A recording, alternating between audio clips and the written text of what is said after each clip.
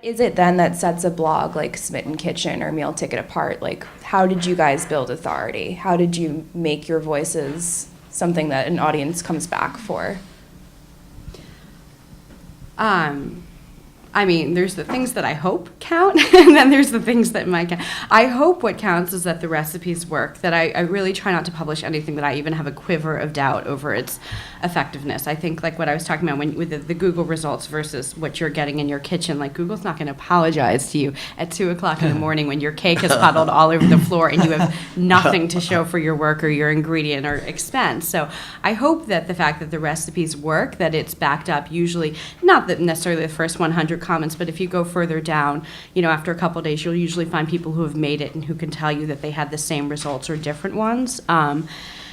So I hope that counts, and I hope that just for me, I really just try to keep the editorial focus of Smitten Kitchen really clear. This is part because I don't have time to spread myself any thinner than I have, and also because I just kind of decided this is going to be about stories and it's going to be about recipes that work, and that's it. So I have no problem with sites that do giveaways, that accept free things, whatever. It's just like I just keep the focus really tight. So if you log onto my site and there is a new post, it will be a new recipe and it will be a new story and nothing else. So I really don't use posts to talk about anything else. And for me, I don't have the code of ethics that a restaurant reviewer needs to have, but this is just my own personal thing. This is not judged.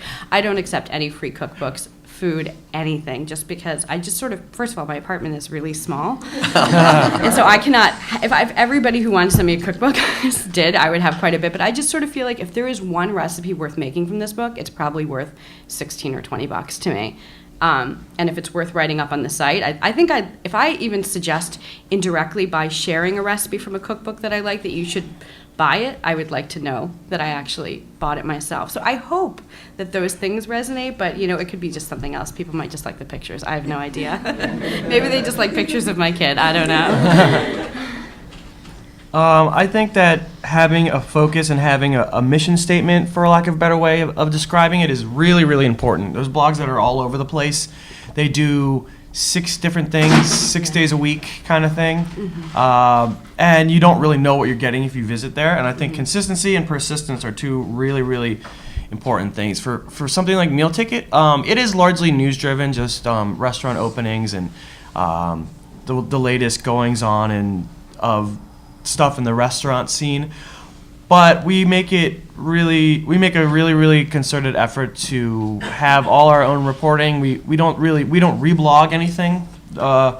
Where you go to a blog, it's more of an aggregator than original writing or original reporting, and there's a lot of value in that because it's like a one-stop shop for you don't have to read 6,000 blogs. You can go to this one blog that is like there's a blog called Fubu's, which is very much like that here in Philly, and my buddy Adam from City Paper referred to it as the Moses of the food scene because he kind of culls everything, which I thought was very complimentary because it's nice to be compared to Moses. But for us, it's all original reporting. We don't publish rumors that like other people do. Like, hey, I heard that this chef was wasted and did this thing. We're not really into that kind of thing. And that people like that kind of stuff, but I'm not personally that interested in it. And I think it can be a bit malicious and damaging sometimes. So we always, we fact check everything, and we take I guess a more of a careful print approach to the blog than a lot of other blogs out there. And I guess that has a lot to do with the fact that it started at a newspaper. But I think that what Deb says is extremely true. You just really need to be true to what you want to do and really lock that in and don't waver from it. There are folks who start with one approach, take a second approach and a third approach, and then it's hard for people to really buy into that, and it's hard for people to get excited about that when they don't really know who you are or what you're going to be offering them. Mm-hmm. And I think that you really need to find out who you are and what you're really passionate about before you launch something like a food blog, because that is really what's going to speak to you, the people who read you, and build that audience for you at the end of the day. Well, I'm probably uniquely unqualified to talk to this particular issue. I'll only say this in response to Deb and Drew about building an audience and sticking to a voice, I think, is really one of the things that you were talking about. And as a columnist at the Inquirer for many years, I think I counted up, I didn't count, I estimated up about 12 to 1,500 columns over the years.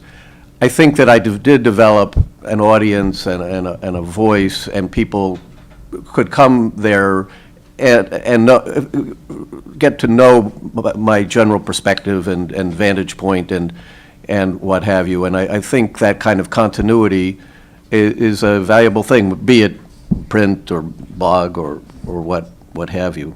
I can't remember what the original question was, frankly. But that's what I'm saying. This idea of I Yeah. think this is something that editors You have a and people persona. but this is something that editors at papers I think understand, and like magazine editors like this. But I think that like when people are getting into maybe like food blogging, it's not, you don't think of this. You just think you need to have an interest in writing or sharing information, but it really does help to sort of lock, like you said, lock in that vision and stick to it, because as the site grows in popularity, as most sites do, every site seems to get bigger over time, you're going to have a lot more opportunities like, hey, do you want to cover this? And you need a filter, and you need to sort of... Well, I think that's one of the big challenges of food writing right now, if anybody's thinking about actually doing that themselves, is the data is out there. It's proliferated, and so what people are looking for. You say filter, and I would use the word curator. You know, you curate or edit. And obviously this comes out of your own experience or what have you, and then you come out with a voice, and you come out with someone, you know, that's where you get the trust or the credibility and so forth. So that is a helpful and maybe necessary thing if you want to do some of your own writing. You don't need to have a voice from day one, by the way. I mean, Well, like I don't know. 2006, I was like writing about food for the first time, and it's a little more, but you come into it. You know what I mean? After Like, and 15 years, you should have a damn voice, so. But, you know, it just And then you shut up. To be open to letting it happen and not force yourself into a mold either. Like, I think it's a little unfair to young writers to be like, you don't have an established voice already. You know, that's not reasonable. You will grow it by continuing, just keep at it. You just keep doing it. And the more it sounds like the way it does in your head, I think the closer you're getting.